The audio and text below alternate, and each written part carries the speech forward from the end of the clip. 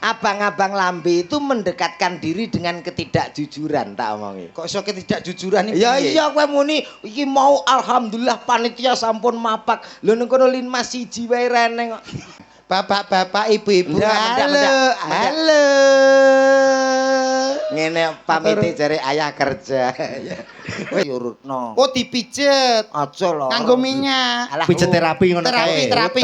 Bentang subur. Ben subur. Alah ora masuk. Lah maksudnya diurutno ki piye? Diurutno, kowe sik apa dalange sik apa aku sik kenek sing Luar biasa. Selamat malam Sugeng Dalu Mas Dodo Mas Komen. Selamat malam Sugeng Dalu macange Mbak Limbu. Mbak Limbu. Pak Mas Dalang. Piye? Pripun pawartosipun? Alhamdulillah sehat, seger waras. Sampean berdua ya sehat ya Nggih Mas. pangestunipun jenengan sehat walafiat.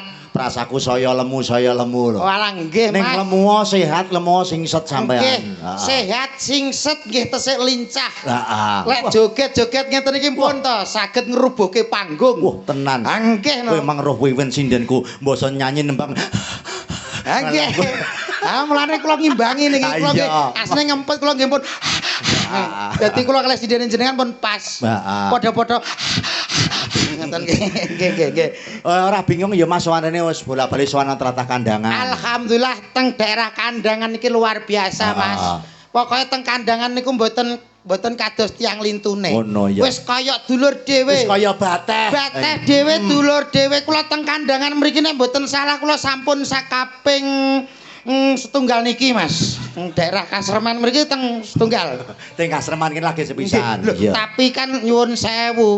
Piantun mriki niku grapyake ra kaprah lho Mas. Nyedulur semanak. Wargane Bulurah kok. Nggih wargane Bulurah niku luar biasa hebat. Hebat. Nembe dugi mawon. Lho, lah kula wau teng wingking mriku kok wingking kelir.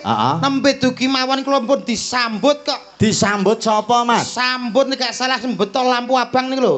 Hansip, Linmas niku. Monggo pelawai metu langsung mlebet langsung mriki tiyek ngeten iki. Langsung monggo mlebet jeding ngoten. Diarahne kaya ngono. Nggih, modele ngertos kula kaya ngertos jeding Mas. Masane aku ngono. Tapi nggih alhamdulillah remen Mas. Piye, seneng ya Mas. Seneng. Napa mlih jumbuh kalih tembange wau. Dangu mboten panggih jenengan tembange wau nggih pas. Tombo kangen. Tombo kangene kula pengen panggih jenengan dereke jenengan paring panglipur. Kalian Pak Didi. Ki apa to Mas, sampean kok nyelo-nyelo iki lho jane duwe tata krama tata trapsila apa ora kowe iki adat kejak apa Jawane iki digawa. Kok men nyelonong kaya bis. Lorak-lorok. Ya genti-genten ngomongi nganu genti-genten ben gak tupangsun ning rungokne ben gak bingung. Nggih ngapuntene lho kula asine nggih isin wong ditimbali mriki teng dalemipun Ibu Lurah nggih. Heeh, Bu Mujiati. Bu Mujiati. Wis alhamdulillah matur sembah nuwun kalian Bu Mujiati. Ijek nyelone. Bocah kok ora duwe tata trapsila. Sopan santunmu mbok kek endi Mas? Kowe Jawa apa ora? Aku ngelingno kowe ngono. Ngelingo kok langsung nyeroncol kancane iki maksudmu piye? Ngono kuwi ya gentian ngono lho. Nggih, ngapunten lho Mas Didi nggih. Ancane wong nek mboten ngertos waktu dan situasi nggih ngeten iki. Oh niki teng daleme Bulurah. Lah iya. Ya paling gak tunjukkan kesopananmu. Lah iya wong pancene Bulurah ki ya piyai terpandang ana kene. Terpandang wargane nggih kathah. Kathah sing tresno. Heeh. Wong nomor 1 nang desa kene dadi ya ta. Malah matane mecicil. Wong kancane melok tanggapan ora oleh lho. Delok to. Tanggapan Mas. Dadi omong ki gentian ngono lho Mas. Gentian tak rungono ket mau omonganmu ora bener kabeh. Lah maksudmu pengenmu piye? Kene wis ora kaya wong liya. Kaya dulur dhewe. Iya to wong ki mbatehne kok Mas. Aku krungu swara kowe mak teratap. Nyapa kok mak teratap? Ajur engko ki ra bayaran. Bateh dhewe kok. Walah wong kok sing dipikir kok duit nggih Mas nggih. Lah jere keluarga dhewe. Yo keluarga wis ora wong liya. Lah nek keluargane dhewe mosok arep nampani bayaran. Saru lho. Tegese gak ngono Mas. Maksude iki hubungan kekerabatan iki akrab antarane tebe-tebe saking Bojonegoro saged dugi mriki ngoten lho. Wis kaya nyedulur ngono lho Mas. Pancen ditanggap kok ya. Ditanggap piye? Ditanggap ngono lho. Ya iya, lah modelmu kok kudu nyrekali wong lho nyapa lho kowe kok seneng ora ditanggap? Ya seneng bayaran kok. Duh, mikir bayaran terus to, Mas. Mikir bayaran terus. Kuwi kancamu kuwi antarane dulur karo duit no abot duit kancamu. Kowe jelas no kowe. Lho, kowe kleru lho, Mas. Lah kowe apa ora kleru? Dulur karo duit tetep sing diaboti iki kudu dulur. Lho, kelincipen omonganmu. Lah nyapa? Kowe Bojonegoro teko kene renek bayarane teko kene kowe. Bosok kowe. Rene yo nganggo bensin. Potongane kaya bak. Omongnya mbok sing biasa ngono lho. Ya kowe ngomong aku bak le potonganmu dhewe kok ciduk. Lah kan kowe kena nyiduk kowe. Nyiduk kowe iki. Sing mau karno piye? Kowe pengen ngomong caturan kali Mas anu Didik. Iya iya. Mas Didik, nyun sewu Mas Didik niki pendidikane tinggi lho. Napa? Pak Didik SPD. Sarjana pendidikan nggih Mas. Sarjana pendidikan. Titel tinggi wong pinter. Lah kene ya SPD. Kowe SPD ora sarjana pendidikan kowe. Apa? Sampun pedhot del kowe iki. Kowe ndak ngomong dhewe ngono. Apa enek lagi temen ki aku. Apa? Dalang kok SPD. Lho, lah anten gak masalah to, Mas. Umume kan SN ngono kan. Sarjana seni. Sarjana SSN. Iki SPD. Lho, ora apa-apa to, Mas. Apa ya kleru Apa ya SPD terus ndalang apa ya kleru. Apa gak oleh. Nak klirune iki mboten ning kurang linier lah. Wah. Lambene kelinci penuh. Ya mohon maaf karena bahasa orang elit ya kan. Elit kok jadi kurang pas gitu saja. Tapi kalau keadaannya seperti itu ya ndak masalah, wong dalange enak ya. Ya ora apa-apa ora linier TPP-ne panggah cair. Nah, kuwi lho. Kowe iki omong linier wong ning omahe pangananmu gethuk ae kok linier Ora barang. masalah ki jenenge wong sing ra ninggal Jawa. Gethuk makanan khas Jawa. Pripun sehat nggih? Sehat. As ngoten mak empun. Sementing tiyang niku sehat sing utama, gitu. Kowe iki nyuwun sewu. Napa? Kowe iki ora wong Jawa asli ketoke kowe iki. Asli. Wong Jawa ki lames-lames lambe karo sapa wae grapyak semana. Lah iki lho bedane kowe karo aku ning kono. Nek aku gak iso lames to. Lho, wong Jawa kuwi ngono, Mas. Tembunge Abang-abang lambe. Abang-abang lambe. Kanggo ngeraketke. Nah, abang-abang lambe itu mendekatkan diri dengan ketidakjujuran tak omongi. kok iso ketidakjujuran iki? Ya iya kowe muni iki mau alhamdulillah panitia sampun mapak. Lho ning kono linmas siji wae reneng kok. Lampu abang yo reneng, aku parkiran yo golek dhewe. Kowe ngerti nek nang kene sing beda siji. Apa? Suguhane nek nang kono-kono iki kan enek jajan, misale buah yo salah Iya. apa. Nang kene iki mau beda. Apa suguhane? Pencit. Yo kuwi sak yo jenenge. Sing nggone Pak Joko. Ya Pak Joko. Ini Pak Joko. Pak Joko ki pemborong pencit kok suguhane pencit gundulmu amblekno. Lho, kok ngerti wae? Lho, Pak Joko ki pemborong pencit sapa sing kene ora kenal Pak Joko? Pak Joko pencit, perkara Pak Joko dodolan Pencit. pencit. Wah, kuwi repot Pak Joko slamet ra dodol wedhus. Lah nyapa? Dalamnya Joko wedhus iku. Ya. Lho ngece. Lho kok ngece lah jare Joko pencit. Joko pencit perkara Pak Joko dodolan Nyun sewu, niki adicarane sedekah bumi nggih Pak nggih. sedekah bumi gundulmu ngono. Apa iki? Iki nyok iki. Wali Iki lho. Matulus. Oh nggih. Wong ditekakno rene ditimbali mrene. Alah. Sekolah TK drop out ya kowe kuwi lho. Napa? Wong maca ki dikai jarak, Mas. Aja kecedhaken, nek kecedhakan ora ketok. Lah, piye wacane piye macane piye? Ayo menikah dengan kowe iki cah kocluk trae kok iso. Ngene lho, Mas. Maca ki ngene lho. kasih jarak. Ya kasih jarak tapi kan saking senenge nek awakmu karo aku to. Heeh. Ora trimo penonton umum. Lah terus? Kalau do tangi kabeh. Penonton teko alam barzah. Oke, Bro. Pendukungku kaya ngono lho to. Wis, muga-muga kabeh dadi wong sukses. Amin. Kalah minder deh. Kowe rong duwe sapa-sapa. Oh iya. Ya iya, weh tenang. Pendukungmu tangi kabeh sakmono kene. Lho sakmono kae lho Mas. Lah aku nek kadung muni ngono kuwi. Dadi sing turu-turu ki tangi kabeh. Kuwi kuburan no? Lho piye to iki? Lah mosok ngono hotel. Tapuk. Ora ngono, saestu kula mboten ngertos, Mas. Oh lah matane. Ora dikei info lah, tak kira ku yo Mula kowe sak urunge ngomongi assalamualaikum salam. Iya. Assalamualaikum ya ahli kubur. Lho ngono. Iya. Lan ugi ingkang teng ndure kuburan. Ngono. Berarti sing kae anu kanca-kanca nom-nom iki Iya. pro karo kowe. Kowe golek dhewe kono. Wis ora masalah, wis peken kono ora masalah. Tetep sing ning ngarep iki lho sing pro karo aku. Iki ora wong liya lho, To. Ya piye? Sing delok iki keluargane Pak Lurah karo Bu Lurah tok. Mosok keluargane Pak Lurah Burah sak menten kathahe. Iki keluargane tok. Ayo sing turu-turu digugah, Mbak, anake, Mbak. Lho yo peno bocah cilik turu kok kon gugah kok. Nyuwun sewu bapak-bapak, ibu-ibu ingkang teng ajeng. Assalamualaikum warahmatullahi wabarakatuh. Wis nyauri berarti pro. Alah kuwi umum kok. Umum piye? Umum wong salam ya dijawab ya umum. Cobi Bu, bapak ibu nyuwun suwantene jenengan nggih. Lek kula hae jenengan halo ngoten nggih. Alah angel iki. Angel piye? Lho, ben kowe ngerti nek aku ki yo ning kene yo akeh pro karo aku. Jajal. Nyuwun sewu sedaya. Hai. Iki mesti enek campur tangane karo nggonmu kan lho. Ora kono aku. Lah nek nggonmu apa gelem muni? Lho. Ketoke sakmono tok tapi kompak lho, To. Jajal. Halo.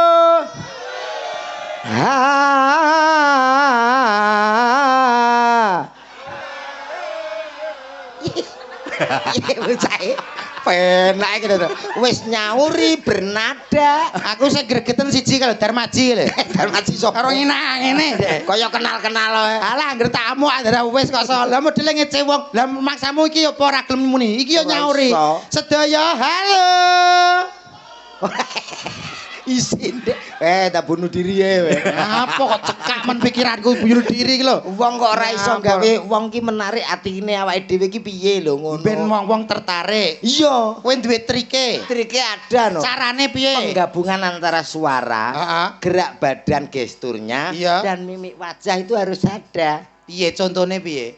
Bapak-bapak, ibu-ibu, sedaya hai ngono dal kok kaya banci jembatan aku gelem ora kaya banci jembatan wis tak percaya aku ya lho matane dhewe kuwi mripate marahi malah matane kancane iki lho mripate rada ya anu senyum lambene buka teko kuping no ayo lambe dibuka tekan kuping ya suwek kok so tangane ngene ya terus rada mendak sithik nah terus muni bapak-bapak cempe rapo enak angger pro yo ngene iki lho aku gething aku ora apa kono aja urusi sik ndang ora diurusi piye ning kuping keri panas tak adem-deme sik ya dendem kula botamu sabar pendemo sabar pendemo gundulmu no lho kuwi demo lho pengen ngerti lho kalau apa ndang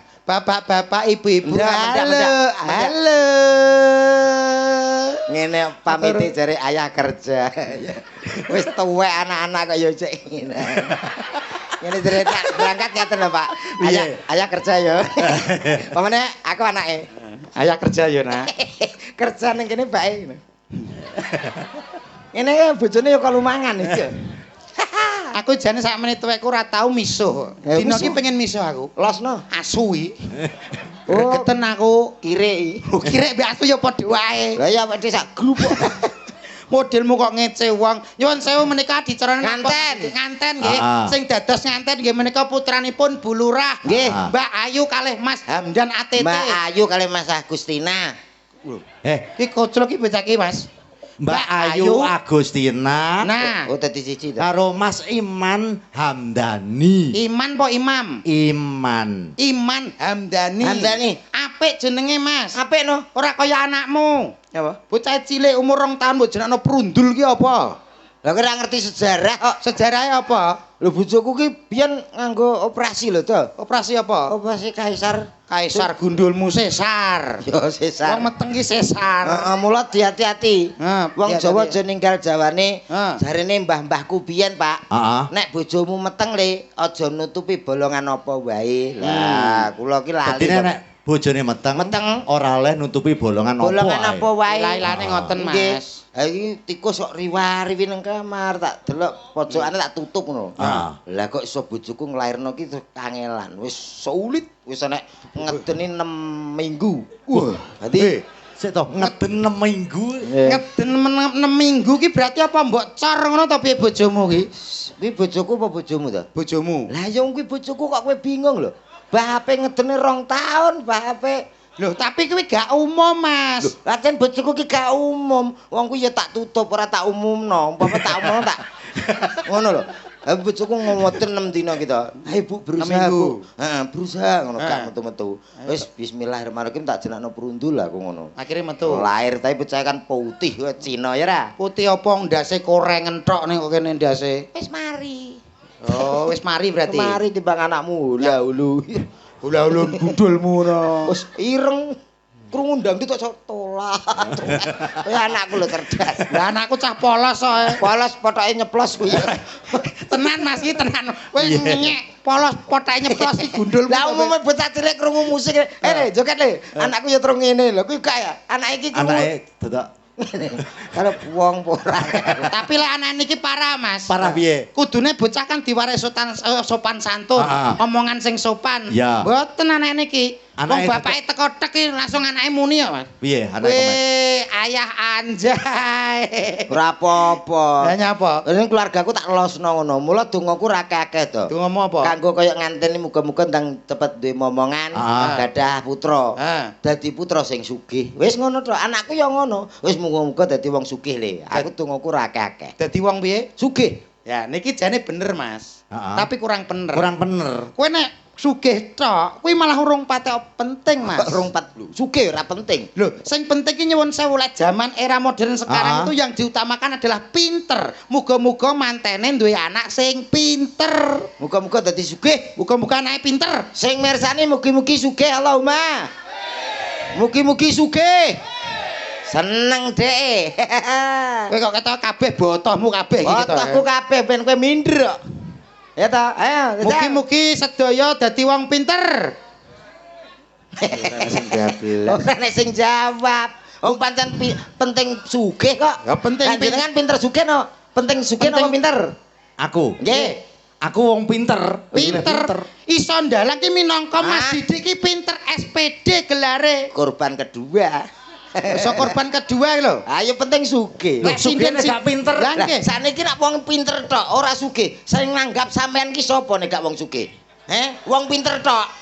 Ora iso. Ape dibayar nganggo apa? Laptop. Iki logika, Mas. Hae. Siluman gonggo. Panggil aku Alvin. Alvin kaya koral nek Alvin. Wis bener kowe ngomong sugih ki penting. Bener no. Malah penting wong pinter to, Mas. Pentingnya piye? Wis sugih sundha langit donyamu gedhe, donyamu akeh. Tapi nek kowe ora pinter kowe diapusi wong sak donya entek donyamu, Mas kowe. Apus ana los. Sedina ping 3 apus ana. Saiki diapusi sesuk aku jek duwe sugih kok. Piye Mas ki, Mas? Tulungi, Mas. Tulung apa klelep kowe? Lho. Maksudnya ki iwangi mbantah ngono lho. Kowe nek pinter tok ora sugih tok ora pinter, ora iso ngelola dhuwitmu, suwe-suwe dhuwitmu entek, melarat. Kan suwe, iya ta? Iya. Enak kata-kata suwe-suwe. Lha kuwi iso mbegetat taun lho to. Suwe-suwe, cek suwe. Sing penting sugih sik. Lho. Saiki kok kemelelet dina iki kowe. Saiki tak takoni kowe ndek anak cilik sekolah. Sekolah ki tujuane apa nek gak pengen pinter? Ora. Lho kowe anakmu. Lah anakmu mau sekolahno mben piye? Ya mben padha karo kancane ngono tok. Esuk nek kegiatan seragam adus. Kowe pinter tak tapuki lho aku. Aja pinter, penting sugih. Pak Modin, tulungi Pak Modin. Bakal dongak. Iya. Wis kualan kowe. Kowe ketake kesurupan kowe. Kesurupan piye? Sugih penting lho to. Ya tetep penting wong pinter. Saiki kowe ngerti ya nek pepatah mengatakan. Pepatah apa? Tuntutlah ilmu sampai ke negeri Cina. Dadi awake dhewe kon pinter, kon sinau ngantek tekan Cina. Omonganmu lho keduren. Lah kowe teko kandangan nang Google Map. Lah kok teko Cina? Kowe nak takok piye? Kamu kok basa Cina kae langsung wae wo. Ya ta? Keminter. Tulungi ya Mas, aku Mas. Wong manfaat ki justru wong sugih. Manfaatnya apa? Upama iki ning gene desa Kademen. Kademen gundulmu no. Kandangan. Desane Mas. Kasreman, kandangan. Kasreman nek Kademen piye to kowe? Kasreman. Enek masjid urung dadi. Iya. Kok aku sugih. Tak sumbang dadi. Perkara wong sugih. Duitmu akeh mau sumbang. Iya no, omahmu urung keramikan. Iya. Bojomu tak keramik. Lho bojo kok dikeramik tak tapuk lho kowe. Anu, omahmu Anggap bojoku iki lantai omah to piye kok iso. wong sugih mampu lho. Berarti kados bulurah iki. Hah? Duwe acara apa kuwi kok danane kurang? Yo, Mok sumbang. sumbang sugih kok. Berarti duitmu wis akeh. Ah iya sugih. Lah nek wis sugih ya wis dalu iki rasa bayaran ora apa-apa, sugih ae. Nggih Mas nggih. Dadi aku ora usah TF gak apa-apa. Ora usah ya. TF Mas, wis sugih kok Aman. wis. Tarono tak sugih lho. Ora ngono. Ora wedang rono. Sugih kan si upama. Ora jere bulurah pe mbok sumbang. Lah kan upama. Kalau bulurah tak sumbang. Mboten bulurah menangan. Peti. Wah, piye basakno kene kok ora bayaran kok. So. Nggih Mas Didi. Ingkang baku namung saged derek dedonga kagem temanten kekalih Mbak Ayu kalih Mas Iman mugi-mugi dados keluarga ingkang sakinah mawaddah warahmah awet langgeng ngantos dumugi kaken-kaken lan ninen-ninen. Amin. Amin ya rabbal alamin. Nggih, pancen penting muga-muga dadi kakek-kakek nenen-nenen. Yo kaken-kaken nenen-nenen gundulmu aplekno koso. Kowe iki piye to koso? Lah apa ta? Kaken-kaken lan ninen-ninen. Walah. Nenen-nenen iki apa nyocop mbokmu to piye koso? Iki lambene anggere jebles ya, Mas. Lambene kok jebles. Ninen-ninen, ora nenen-nenen. Dadi nenen-nenen nek gak karo nenen ya ora iso. Ya ora. Dongamu apa kanggo nganten? Ya sing jelas ora padha karo kowe. Jajal apa? Wis muga-muga kaya wong umum, ora pegatan, tetep dadi wong sugih, bejo. Allahumma amin niki lho penting. Enggal-enggalo diparingi momongan. Nggih, mungkin nak suwi mboten kada momongan nggen kula mawon. Awakmu nganu to pengobatan terapi to saiki. Insyaallah. Apa terapi kowe? Nggih. Piye ambre wong ndang gage duwe anak ngono ki iso? Oh, iso lho tangga kowe 8 taun gung di anak. Tak kei syarat sarana. Mara nang nggonku nginep 3 dina mulih meteng to. Lah, iki ketoke sing lakoni awakmu ketok iki. Astagfirullahaladzim. Lah nginep ning nggonmu mulih kok terus meteng berarti sing niki pelakune nggih Mas. Pelakune mesti kowe. Mas teng nginep ki karo bojone to. Ora nginep dhewe. Ora, aku iki kan duwe cara loro to. Carane piye ben dagake meteng? Gampang. Apa? Sing pertama dengan cara medis, Hah? ada cara alternatif. Loro. Nek secara medis ki piye? Medis ki ya konsultasi nang kedokteran. Mungkin bisa dikasih obat penyubur dan lain sebagainya. Penggunaan obat-obatan penyubur. Lah, ngono. Dicek kandungane. Kuwi nek medis. Medis. Lah nek secara alternatif. Alternatif bisa diurutno. Oh dipijet. Aja lho. Nganggo minyak. Alah, Pijet terapi ngono kae. Terapi. Bentang subur. Ben subur. Alah ora masuk. Lah maksudnya diurutno ki piye? Diurutno, kowe sik apa dalange sik, apa aku sik kenek, sing dingko lagi endi sing nepaki. Lah insyaallah meteng to. Lho, Ngono lho. kuwi gak bojo dinggih bancaan to Mas kuwi. Lah ya kok diurutne iki kocrok kok. Diurutno berarti wong lanange akeh ngono gentenan ngono. Sing penting duwe anak.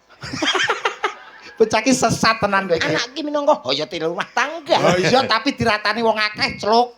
Lah iya. Lambemu Ora apik.